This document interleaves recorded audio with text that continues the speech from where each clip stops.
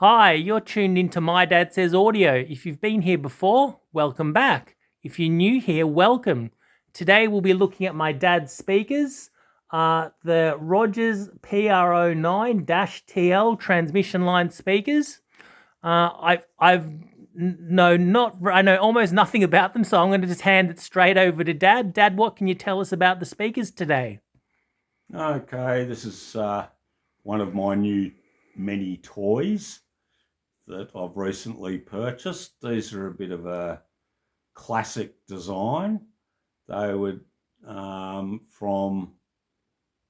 an article in English magazine, UK magazine, Practical Hi-Fi in 1976, which makes them pretty old in terms of loudspeakers, not ancient, but pretty old.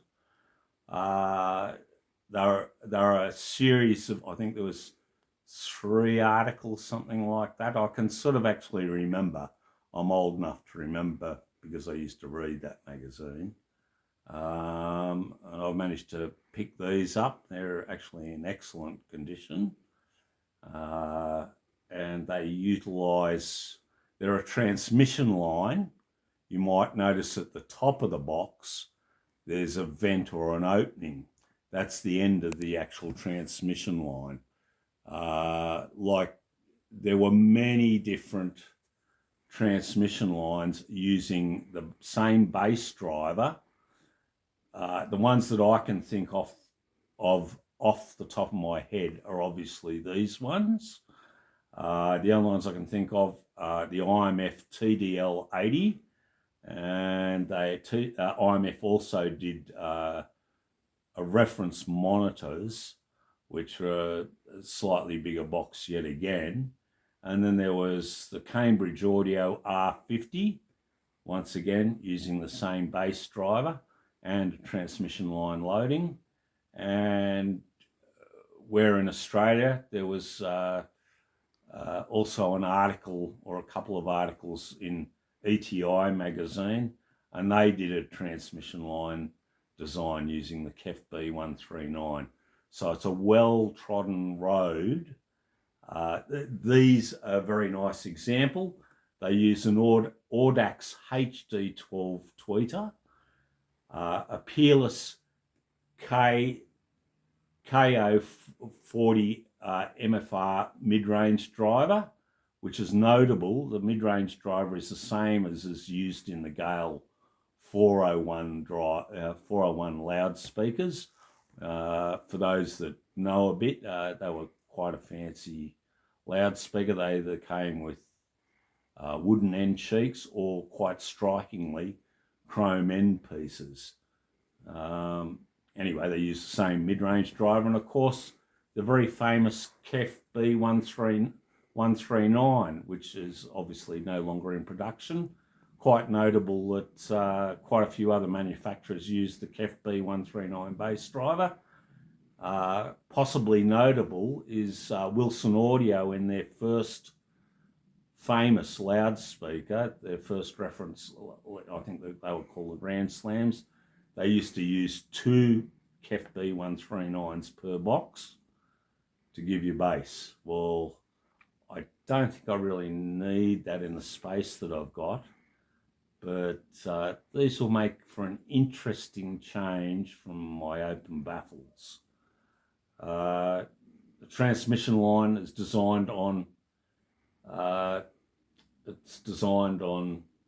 quarter of the wavelength at the resonant frequency of the driver.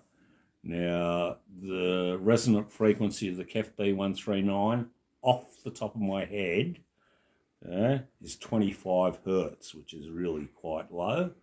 So the line length, or the length of the labyrinth, is a quarter of the wavelength at 25 hertz. These, I believe, are at 3 dB down at 25 hertz. If you're playing analog sources, there's not a hell of a lot of information that low. Usually it's being rolled off. And they're really quite well built boxes is the other thing that I found notable. They're not You know, if you do the old knuckle wrap test on the cabinets, there's not much of a response back. They're very well dampened. They used bitumised panels on a lot of the interior surfaces of the box, so you don't get much box torque out of them. You know, it'll give you, I guess you'd say, the classic UK sound in terms of loudspeakers. In the past, I've had, I hate to admit it, 3 pairs of Kef concertos, which are sort of a bit similar in as much as they use the Kef B139. My son hasn't heard a set of these before.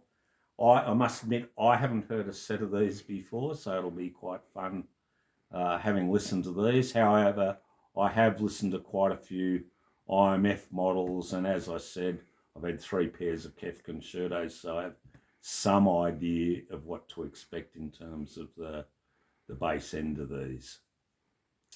Anyway. And they are extremely heavy. Yes. To which my back will attest, having moved them. Yes.